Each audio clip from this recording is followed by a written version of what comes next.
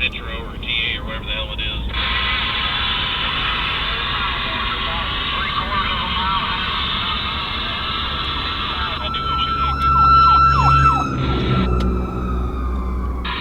Yeah, so something's big going on.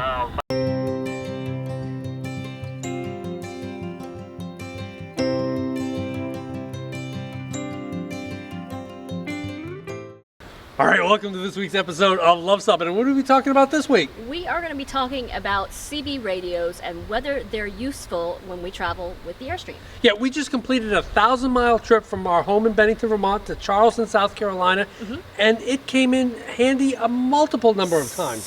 Super handy, and unfortunately. Yeah, you know, many people think, you know, in this day and age, everything is done with cell phones, and many people may think a CB radio is antiquated old technology and there's no use for it.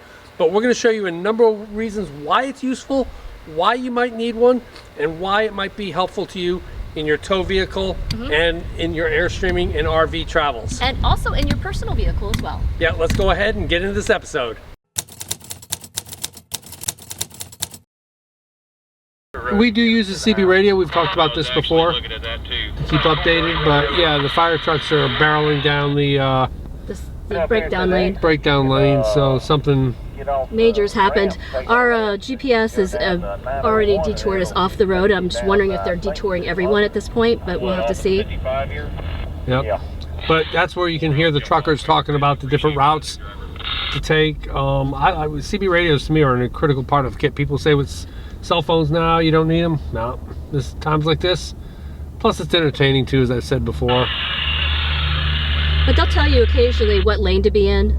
Yeah, what lane, and also, you know, talking about the different paths and stuff. But yeah, something big's going on if there's multiple fire trucks.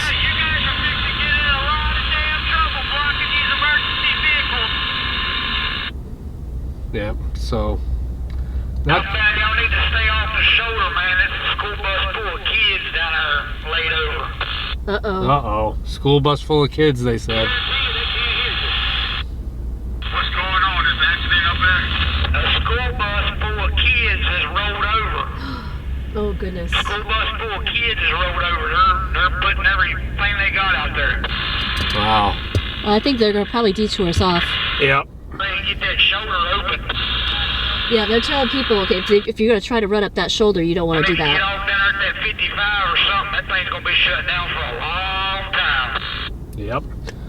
Yep. That's what we're going to do. That's what we're going to do.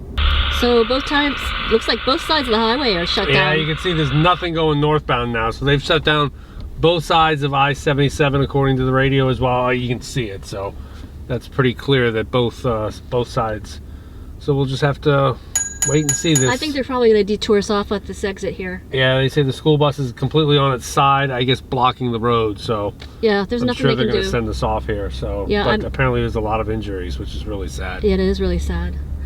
I'm just really disappointed in people who are going up the shoulder right now because there are emergency vehicles that are trying to get through. Yeah, don't do that if ever it happens to you. Yeah, just be patient. That is a mess down there. It's down there somewhere. Yep. So one other thing about the CB radio, if you're just thinking, well, I've got Waze, I've got, you know, 411, etc., whatever. Yeah, Waze will tell you there's a crash, but they won't tell you what the situation is. Right. Once we learned that it was a school bus that had flipped over. But yeah, that there were children on board and everything like that, that was going to be a serious situation. Yeah, there was no way this was going to be moving. So we took the first exit off that we could instead of just saying, it'll get going at some point. And we learned on the CB radio also that they had 5 incoming helicopters. Lifeline helicopters. Yeah, so... And that sounds pretty serious as well. Right, so you hear that and you're like, yep, I'm getting off this highway versus just, it'll clear up soon. Yes, so, absolutely. So that was the benefit of having immediate on-site information. Yes.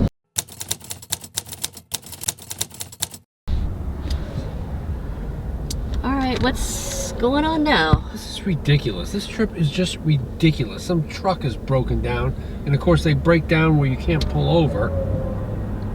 Yep.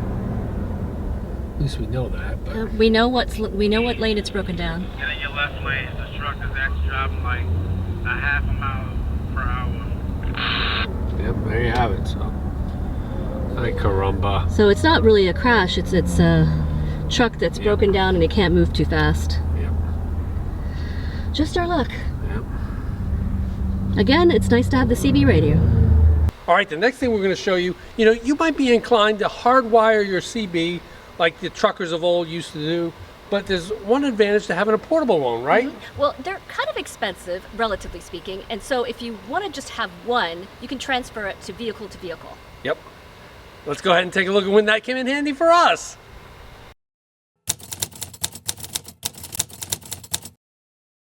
Stuck bumper to bumper for the last 2 hours. The car's been in park and we're in a blizzard.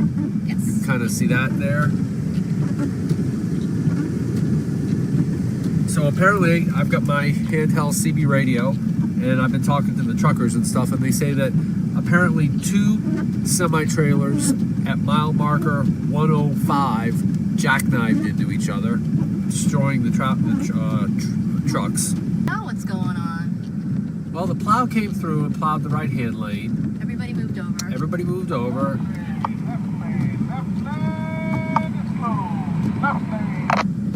And they closed the left lane, and everybody got into the left lane because there was no one there. And thought they were moving. And so now they've lost. What's going on now? Oh, shut the up already. Having a CB, it's very useful for situations like this, but regardless, it's entertaining. Okay, the final good thing about a CB radio is its dual use as a weather radio. Yes, we do have portable walkie-talkies that does this, but this is also very useful if you don't have the walkie-talkies to have a dual use for a weather station. And remember, during a severe weather event, cell towers could be knocked out, and the reception could be bad. So the CB radio we always use as a portable weather radio. So let's go ahead and check out how this worked for us during Hurricane Nicole. Hazard, tornado. Source, radar indicated rotation. Impact, flying debris will be dangerous to those caught without shelter.